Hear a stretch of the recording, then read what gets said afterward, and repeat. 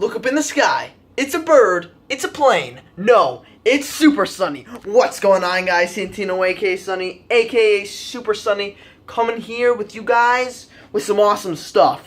Today we're going to be doing a little bit of a cool video on the science of superheroes, talking about meteorology, or if you don't want to be that fancy, weather. So I got tasked by my science teacher to do a little bit of a cool science project, so of course I'm going to connect it to my favorite thing in the world, superheroes. Yeah, you know it. You can see me in the background recording this, but we're going to connect weather and superheroes together because you guys know that we've been talking about a lot about dew points and stuff, so it's pretty cool. So let's take a look at this. So here's the question that we've been tasked with. So this is what I came up with. This is pretty cool. Thor and Storm. If you guys don't know who that is, Thor you should know, but Storm, she's a character who can control the weather, you know, lightning, thunder, all that greatness. Yeah, she's not on this poster, by the way, so I can't show you. But I can show you Thor. You don't know who that is. Glare. Sorry, no way to get rid of that glare, but there he is. Mjolnir. Yeah, what it is. But yeah, so let's get into this. So it's talking about how you have to keep in mind that the dew point and the temperature would have to be the same. So it would either have to be really hot or really cold, and of course when they are the same, humidity has to be 100%. So what this is saying is by manipulating the temperature, it would obviously allow you to form clouds if it was the same as the dew point.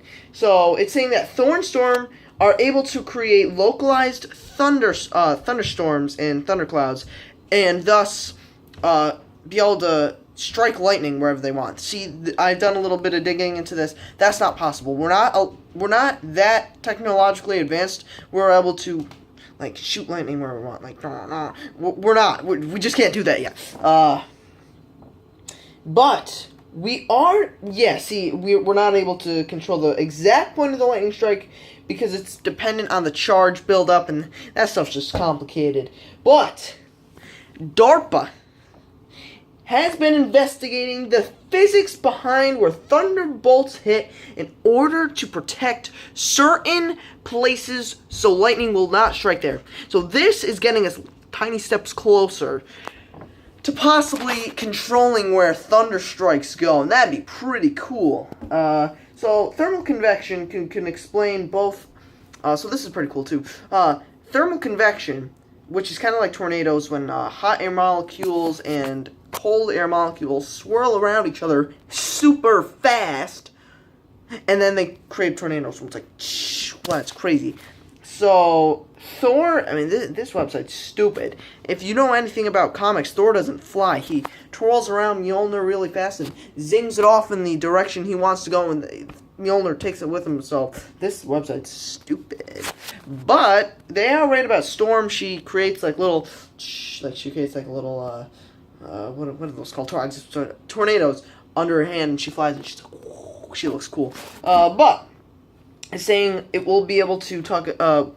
You will be able to manipulate Storm's flying abilities by making the air underneath you the same, hotter, and above colder. So the air above you would be hotter and the air below you would be colder. So if you could get the air above you to be hotter and the air below you to be colder, you could create little tornadoes under your hands and you could fly. That'd be so sick. Imagine that, flying through the skies, being like tornadoes under your hands. People would be like, whoa, what's that? I'd be like, yo, it's me, it's Sunny. You know, I read this cool stuff online. I'm telling you guys in the classroom, and you guys are going to be going home trying to be, oh yeah, I'm going to create tornadoes under my hands. I'm going to flying through the sky. It'll be cool. I'll be like, hey, there's Sunny. I'll be like, hey. But really, so yeah.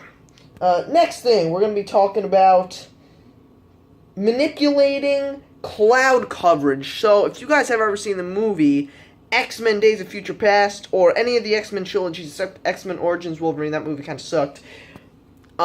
Storm does this really cool thing where she, like, her eyes go like they go all white, and clouds and fog roll in. So you're like, you know, that'd be cool to do that. I mean, that is kind of a stupid superpower, but if you need to like hide and be like, oh, stealthy, right? Then that would be a pretty cool power. So this is how you would have to do it.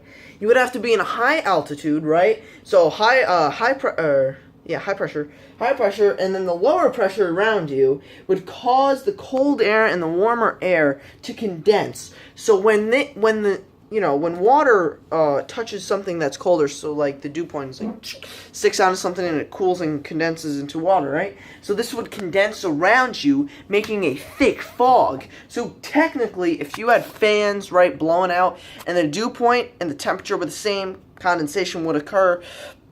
Excuse me, and you would get cloud coverage and all that good stuff. So that's pretty cool. So this cycle is called thermal convection. Did a little digging into that. That's the same thing as, the dew point and everything. This cycle would allow you to. Next thing that has to do with weather is, if you guys have ever seen Avengers Age of Ultron or Captain America Civil War, you will see this awesome guy called Falcon. Big middle wings, and he's flying. I got a picture of him on here. This is the comic version of Falcon, though. That is not the MCU version of Falcon. He has middle wings, and he looks pretty cool. But yeah, so we're talking about him. So in the Winter Soldier, Sam Wilson, who was the Falcon, is flying, and you're like, how could he do that? Has to do with weather. All ties back in with weather. Not everyone, but most people. So what this has to say is that the air underneath Falcon's wings, the air pressure would have to be lower, causing small storms, tiny storms inside his wings to be able to fly, right? So really it would have to, so this is what happens inside his wings. Low pressure occurs, and the dew point and the temperature reach the same. Small clouds and like little mini storms form, so like my arm's a wing, right? Woo!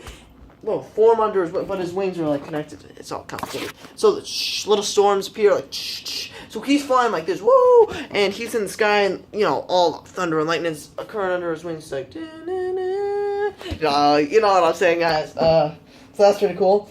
Nah, that's not cool. That one's not cool.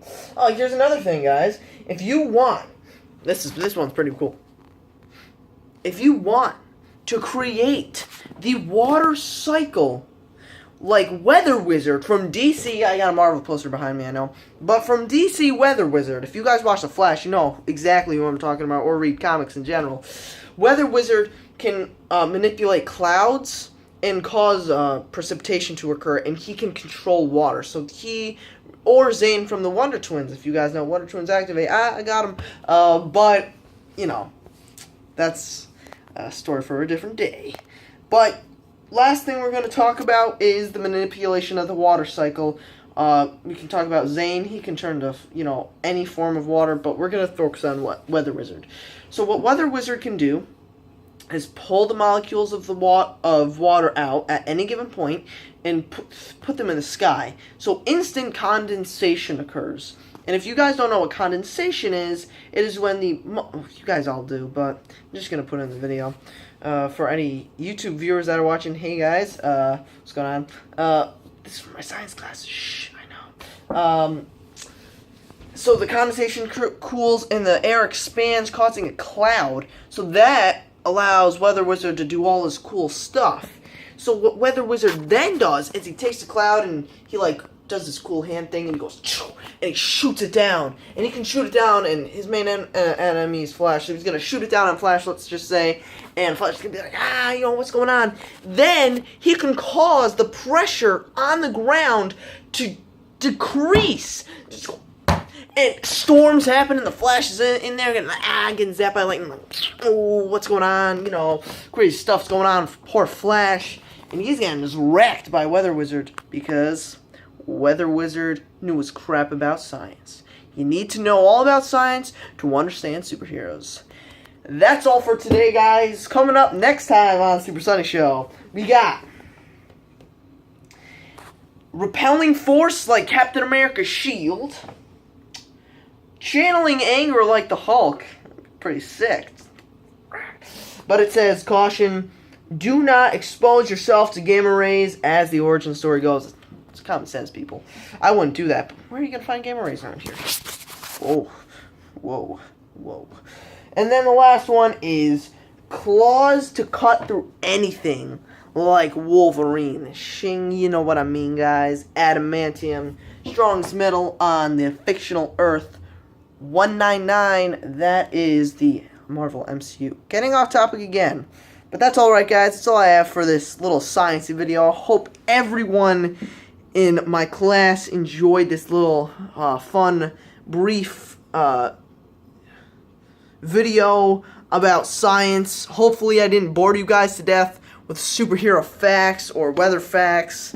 I hope I really entertained you guys for this brief 10 minutes, and this is probably going to go to 11 minutes. But that's all I got to say, guys. I hope you all enjoyed this video, and I'll catch you guys in science class while you're watching it. I'll catch you guys later. Peace.